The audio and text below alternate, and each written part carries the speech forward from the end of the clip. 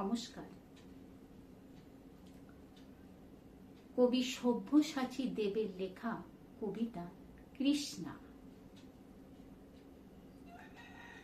আমার কোনো শোক নেই, আমার কোনো বিষাদ নেই। হে কুরু বৃদ্ধগণ, আপনাদের নীরবতায় আমার কোনো ক্ষোভ নেই। পিতামহ বিশ্ব, ক্ষমা করবেন, আপনাকে প্রণতি জানাবার স্থিরতা আজ নেই। আর কর্ণ, তোমার জন্য ঘৃণাও বড় বেশি মনে হয়। আর হে আমার পঞ্চস্বামী, আজ্ঞাবত্ত বিজয়ী বীর ও শ্রেষ্ঠ অর্জুন, শক্তিমান ভীম, নকুল, সহদেব, আর আপনি ধর্মপুত্র, আপনারা আমার কৃতজ্ঞ অভিবাদন গ্রহণ করুন। আমি সর্বজ্ঞ নই, যজ্ঞভূমের অগ্নি থেকে আমার জন্ম। ধর্মাধর্মের ক্ষুরধার পথ আমার অজানিত। আর্যপুত্র, আপনার বিচার তাই আমার পক্ষে ধৃষ্টতা। আপনার কোনো বিচলন নেই। আপনার ধর্ম আপনাকে রক্ষা করেছে বিকার থেকে। কৃতজ্ঞতা জানান সেই ধর্মকে। ভীমসেন, তোমাকে আমি ভালোবাসা দিইনি কখনো, তাই তা ফিরেও চাইনি। শুধু তোমাকে আমার জিজ্ঞাসা ছিল ফাল্গুনী, উদ্ধচারী মৎস্যের ছায়ালীন চোখের থেকেও দুর্লক্ষ কি দুর্যোধনের বুক? বলো সত্য করে, প্রেম নয়, শুধু পৌরুষের আস্ফালনই ছিল পাঞ্চালী বিজয়ের পটভূমি। কিন্তু মিথ্যা প্রশ্ন।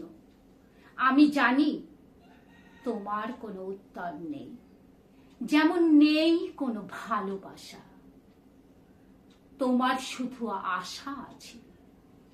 কৈশোর থেকে তুমি জেনে এসেছো বীরভোগ্যা পৃথিবী আর রূপমুগ্ধা নারী। জেনেছ একদিন ধৃতরাষ্ট্রের হাত থেকে ছিনিয়ে নিতে হবে কৌরব উত্তরাধিকার।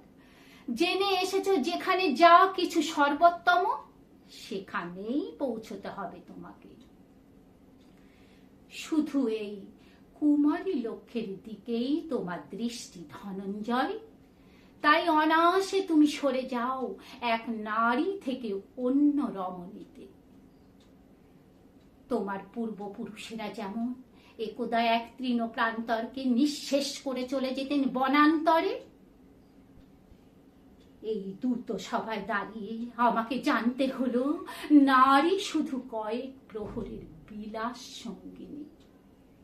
মণিময় হার, শত সহস্র তরুণী দাসী, দান্ত মাতঙ্গ গন্ধর্ব প্রেরিত অশ্বযুথ, আর আমি পাণ্ডুপুত্র বধূ, এক পংক্তিতে দাঁড়িয়ে আমরা সবাই অপেক্ষায়।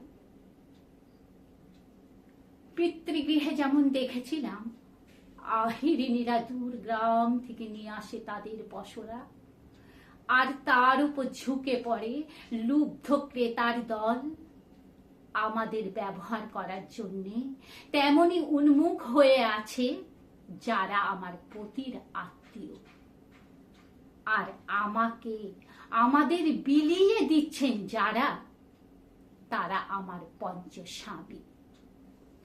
বিবাহের মঙ্গলসূত্র হাতে বেঁধে একদিন যারা আমার উপর নিয়ম সিদ্ধ করেছিলেন তাদের অধিকার। কিন্তু শুধু এই রত্নমণ্ডিত সভাগৃহেই নয়, আমাকে আরো আগে জানতে হয়েছিল আমার কোনো বাসনা নেই, নেই কোনো নিজস্ব ইচ্ছা। অর্জুন, প্রথম দেখার মুহূর্তে আমার হৃদয়ে দিয়েছিলাম তোমাকে, কিন্তু আমার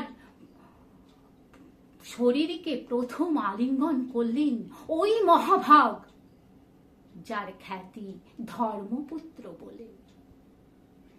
ইন্দ্রপ্রস্থের সৌধ শিখরে যখন আছড়ে পড়ত নববর্ষার জলধারা, যখন আমার কামনা ছুতে চাইতো তোমাকে, আমার অনুৎসব দেহকে তখন আকর্ষণ করত অন্য কেউ, যে আমার স্বামী।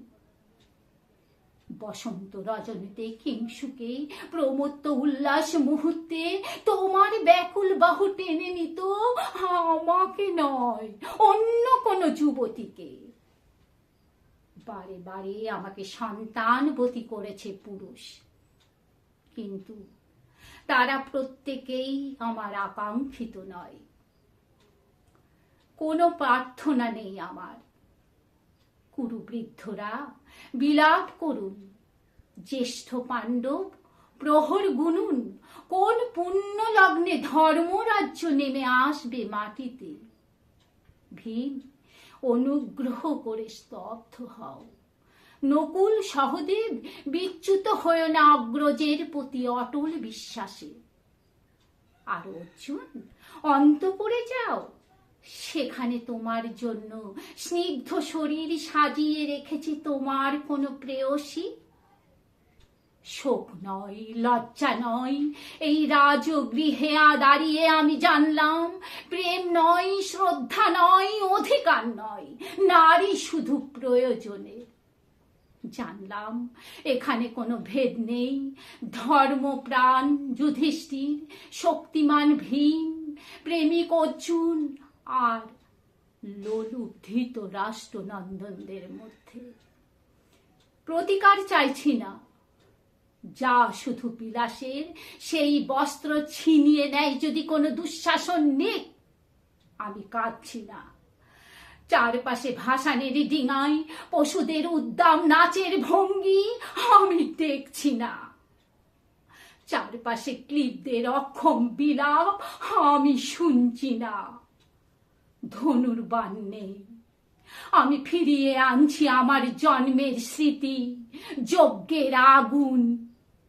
দ্রৌপদী নই, নই পাঞ্চালী, নই ভরত কুলবধূ, আমি কৃষ্ণা, যজ্ঞাগ্নি সম্ভূতা, শুধু নারী এক।